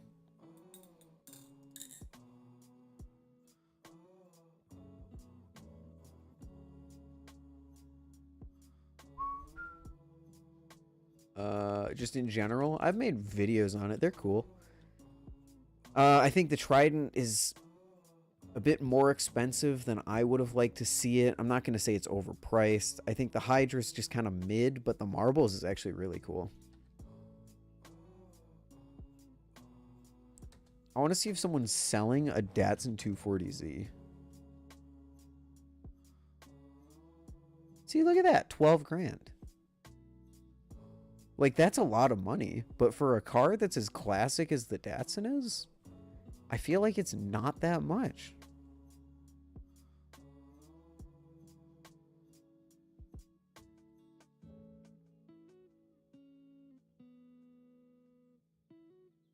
A lot of them that aren't running sell for 2K for the body.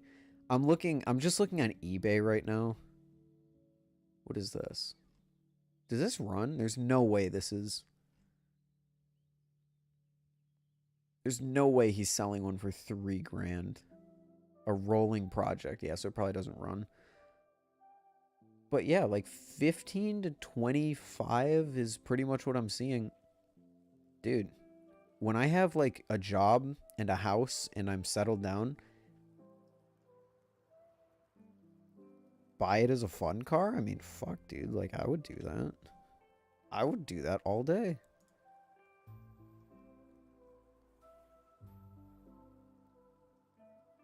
My brother's first car was a used 240Z. Someone plowed into it in a parking lot.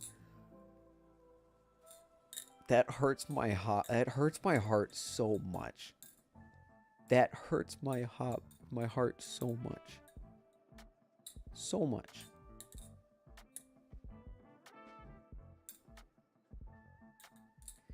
Did Contraption Collection make any more Bally scissors? I don't believe so. I think the only pair out there are the ones that sold for like 12 grand or whatever.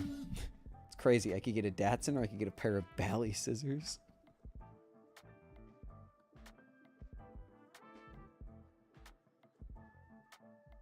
I'm sure he's always innovating and always making new stuff. But he hasn't released any to sell since the auction.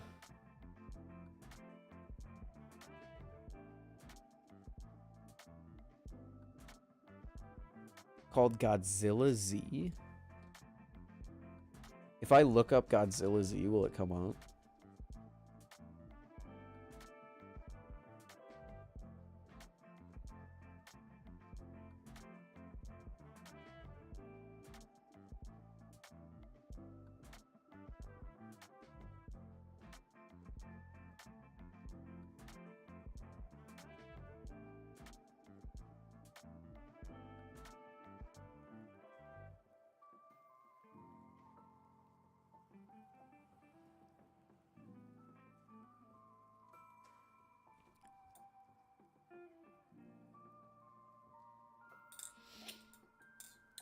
I think my dream color would be like this.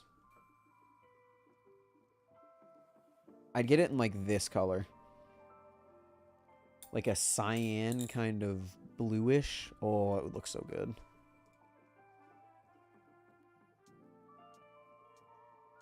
Oh, this is, you sent me, oh, caffeine and octane. Wait, I wonder if Will and Brandon have seen this. God, that's really nice.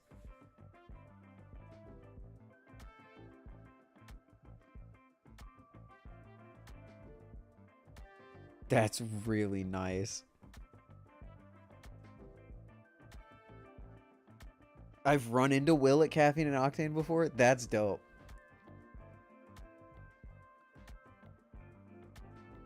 I mean, they did filming for that, didn't it?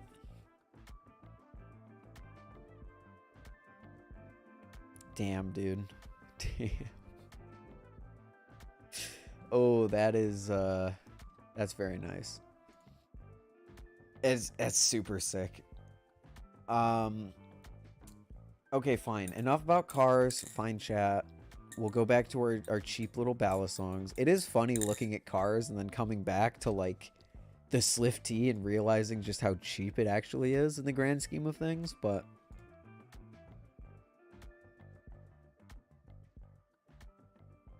Octane his heirloom balisong flipping. Oh, speaking of balisong flipping, I still haven't done that podcast I was invited to be on yet. Although in Can't Flip for Ship's defense, he had a very good reason as to why he hasn't been able to do it yet. So I'm going to let him get everything figured out on his end, and then